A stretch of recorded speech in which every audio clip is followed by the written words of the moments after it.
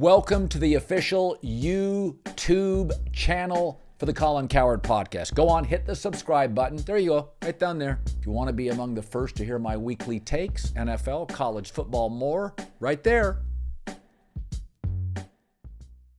So I want to address something. People, I always think it's funny because I have defended Jim Harbaugh, who I think was viewed as my pesky rival years ago because a clunky interview I did, but that was not the truth. Behind the scenes, I had reached out to him and his family.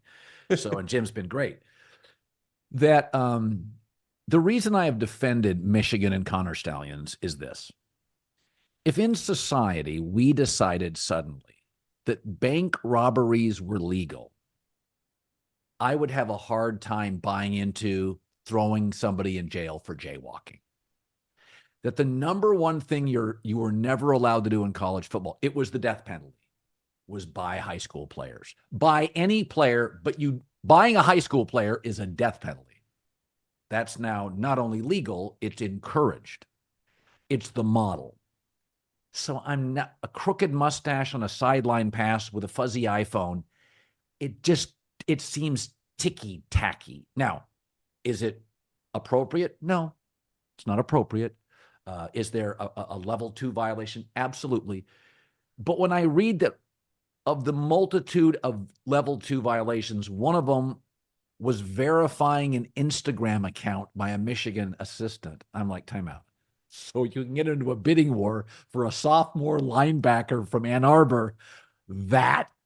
So my take has been, it's all nonsense, is that the culture in the world changed.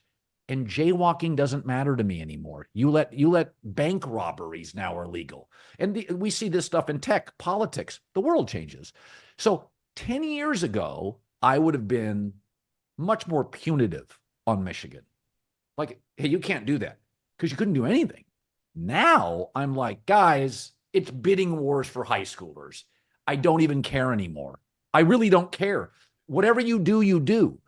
So that's my take. Throw it back at me and why I'm wrong.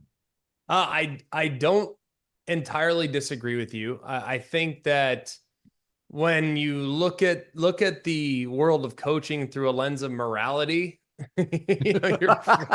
you're probably, let's just be honest. Like it's one of those, if you're not cheating, you're not trying. If you can't beat them, join them. It's like that. It's eat or be eaten. And I'm not condoning what went down at Michigan. I will never do that. But here's my thought. And I come from the Nick Saban school of personal accountability. Right. Okay. This is my own personal opinion. If you steal my signs, that's on me. That's my own personal opinion. Now, I played college and the NFL. Every single time I was sitting on the sideline, not as a starter, I'm trying to steal signs. Every single time. NFL, go and look. 2013 Cincinnati Bengals against New York Jets. I had gotten cut by the Jets earlier in the year. Geno Smith was playing quarterback. Pac-Man Jones is playing left corner. I'm staying on the sideline. I know Marty Mornhinweg and the entire West Coast offense signals. Geno signals under to the wide receiver. I tell Pac-Man under. Pac-Man jumps it, takes it to the house.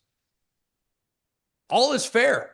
If Marty Mornhinweg and they know that I was with them in camp and I was now on the Bengals and you are going to just keep it as is, you're going to keep the same signal. If I were Marty Mornhinweg, this signal, the under signal, that would have been a stop and go. That would have been an under and go because Pac-Man would have jumped it and they would have been out the gate for a touchdown. I think we won that game like 49-7 or something along the lines of that. It was a lot to a little. So I think back at my career, and if you wouldn't change your signals and that gave me access to them, I was be able to create a competitive advantage. Now, a bridge too far is using recording devices. Yeah. That to me is completely uncalled for and unnecessary. But the gamesmanship of stealing signals on game day, that's life. Or trying to get other information about guys that might have played there in the past or whatever. Like if you can get information, say, hey, guy transfers from Michigan to Ohio State. You think the Ohio State coaches aren't asking the player that transferred in from Michigan about Michigan schemes? Of course they are.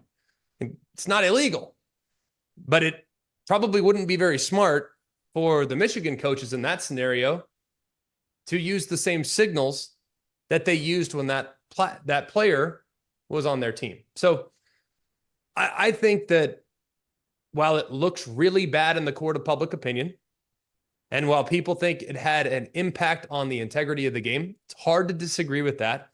But also things could have been done by the opposing team to not allow Connor Stalions information to become relevant on game day. So that's my whole thought process on it. But I think your reasoning for feeling the way you feel is perfectly fine. But my reasoning, just coming from a player's perspective, probably we're kind of saying the same thing. It's just coming from it at a slightly different angle. Yeah, Ohio State felt 2 years before it was announced it was happening. And my take is, okay, if you're not switching stuff up, especially for Michigan, it's one thing if you keep some of your signals, but the Michigan game is, you prepare for that differently. And if you knew 2 years out they were doing it, I don't want to hear that, they stole our signs. If you don't have, to your initial point, separate signs for the Michigan game. I mean, Urban Meyer talks about they scouted Michigan every week. You win that game. John Cooper won 11 games a year. He couldn't beat Michigan. All right. Harbaugh was a bum 4 years ago. He was winning 11 a year. He couldn't beat Ohio State. So to me, it's like, if you knew about it 2 years ago and you were investigating it, then you had to have been changing your signals, or you have bad coaches. So I think we both get to the same spot, is that it's not perfect. It's kind of there, but it's murkier than people are saying, is what I'm saying. It's murkier. Everybody's stealing signs. I love your Marty Morningwyn stuff, because I've had pro players, the backup quarterback's job in the NFL. That was it. That's it. That's why I have an NFL pension, because I was good at that. I couldn't throw it, but I'm going to figure out your signals. I'm going to know your protection adjustments. Like, we're going to figure this thing out. It might be quarter 4 before I get it, but I'm going to try. I can promise I'm going to try. Okay, let's do most overrated, underrated teams and close it out this way. I think Michigan's the most overrated in the top 25. They lost not only depth, they lost like leaders. They lost like locker room leaders, fifth-year seniors. They also lost the best quarterback Harbaugh's had, who I watched him before he got hurt, meniscus tear, had a terrific debut. It's very difficult to lose not only quality starters, but veteran quality starters, like who were clubhouse leaders. I think Michigan will not be a top 20 team. Overrated. I think underrated. I don't know. I think Brian Kelly's going to figure it out. He's so Daniels, good. He's so good. He's so good. Yeah. And I look at all those teams above him, and I'm like, yeah, they're not going to beat Georgia, maybe Alabama, Ohio State, but people have them 11th, 12th, 13th. I'm like, nah, they're better than Utah. And I love Utah. They're better than Utah, though Utah returns a guy that's, I think, has been starting quarterback for them for 11 years, Cam Rising. So a little underrated LSU, a little overrated, a lot overrated Michigan. What say you? Yeah, I'm good with the Michigan. We're on the same page there.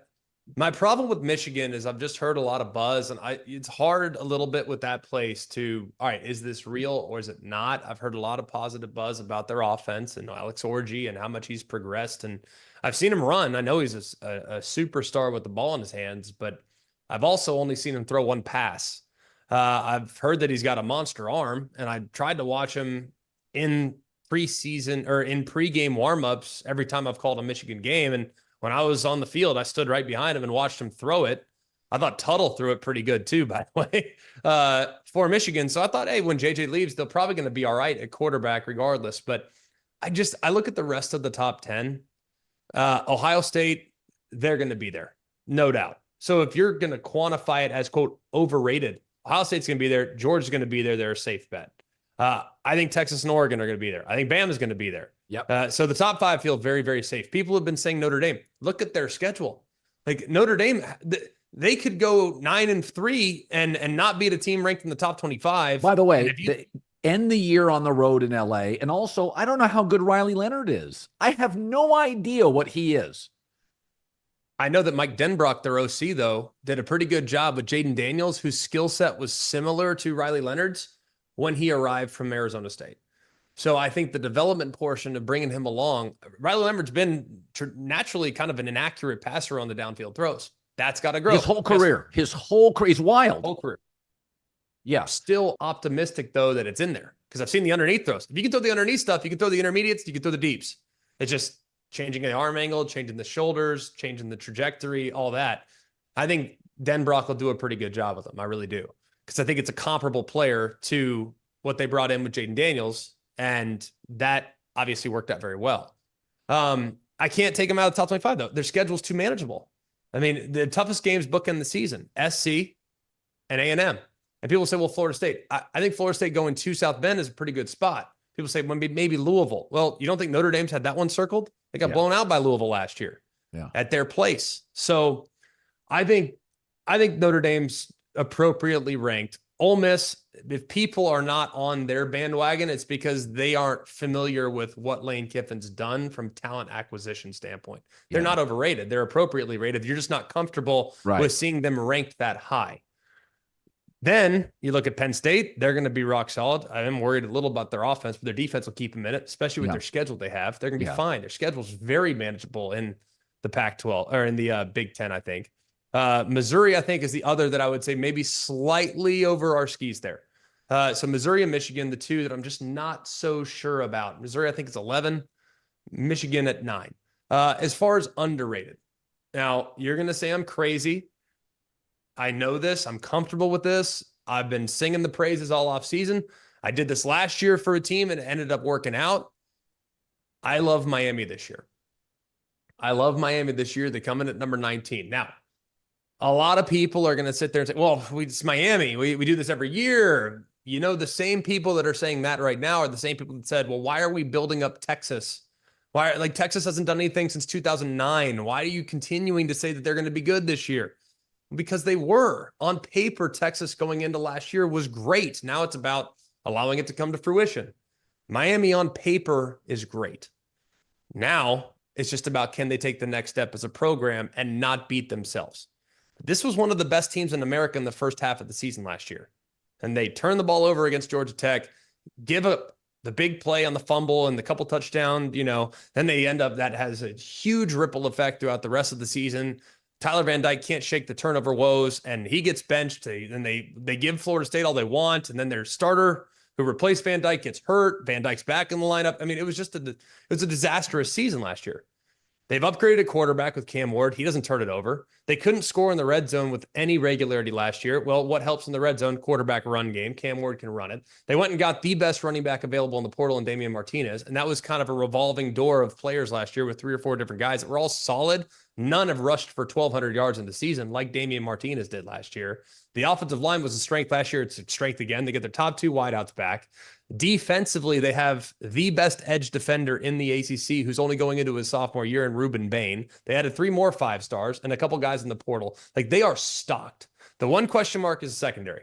And by all accounts, that group is playing well above what they anticipated at this point of the season. So I think Miami, people are going to look at them and say, well, here we are again. We always pump up the blue bloods. I think Miami's extremely capable with the personnel they have. And I'd be surprised if they're not in the mix in the ACC and ultimately in the mix for the playoff.